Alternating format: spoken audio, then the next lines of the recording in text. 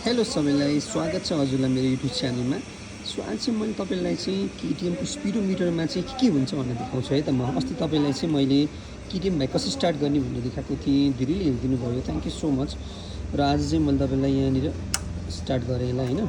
अब हल्का जुम गर्छु। अब यहाँ दबाउनुभन्दा अगाडि चाहिँ मोडमा दबाउनुभन्दा अगाडि चाहिँ यहाँ किल स्विच हुन्छ कि किल स्विच चाहिँ अन गऱ्यो भने बल्ल।